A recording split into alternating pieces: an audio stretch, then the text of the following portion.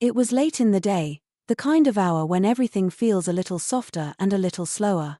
I had finished shopping, not much, just a few small things, and all that was left was paying and going home. The store was quiet. Not empty, but calm in that familiar way that makes you feel the day is almost done. A shopping cart rolled somewhere in the next aisle. A scanner beeped at the front. Someone folded a receipt and tucked it into a coat pocket. I stepped up to the cashier with my basket and my usual hopeful energy. By then, my English for shopping was mostly fine.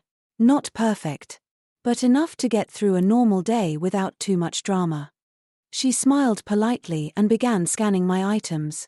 Beep, beep, beep. A bottle of water. A loaf of bread. A small snack I had not planned to buy but had somehow adopted near the checkout. I stood there quietly, already halfway into the feeling of leaving. That small mental step where your body is still inside, but your mind is already at home. Shoes off. Bag down. Kettle on. Then she looked up and said something. Quickly. Very quickly. I heard the rhythm of it, but not the meaning.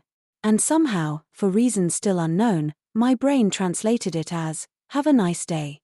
It felt reasonable. Polite. Normal. Exactly the kind of thing a cashier might say at the end of a transaction. So I smiled warmly, with complete sincerity, and answered, "You too." She didn't move. She just looked at me for half a second. Not confused exactly. Just waiting. As if the conversation had not ended where I thought it had. Then she repeated it.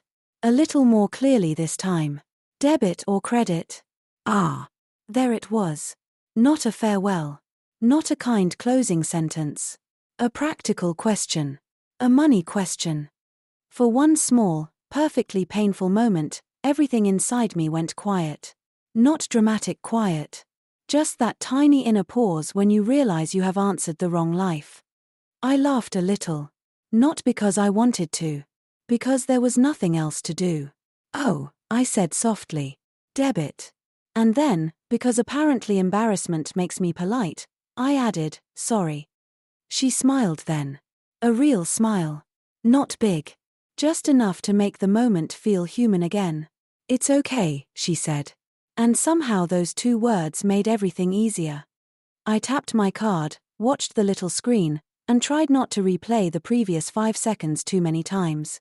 But of course, that is exactly what the mind likes to do. It holds up small awkward moments like tiny glass objects, turning them slowly in the light. The receipt printed. She handed me the bag. And this time, when she actually did say, "Have a nice day," we both knew it. I looked at her, laughed again, and said, "You too." Properly. At last. On the way out, I kept smiling to myself. Not because I enjoyed getting things wrong, but because the whole thing felt strangely familiar. That small, tired moment when your ears catch one pattern, your mind chooses the easy meaning, and your mouth runs ahead with confidence. That is the quiet comedy of learning a language. Not always big mistakes. Not always dramatic ones. Sometimes just a few seconds at a checkout counter, standing under bright lights, answering a payment question like it was a blessing. And maybe that is why these moments stay with us. Not because they are terrible, but because they are tender. A little awkward. A little honest. The kind of mistake that reminds you are still adjusting, still listening, still trying. By the time I reached the parking lot, it no longer felt like embarrassment. It had already softened into something else. A small story. A private laugh. One more moment to carry with me instead of hiding from. So no, she did not say, "Have a nice day." She asked, "Debit or credit?"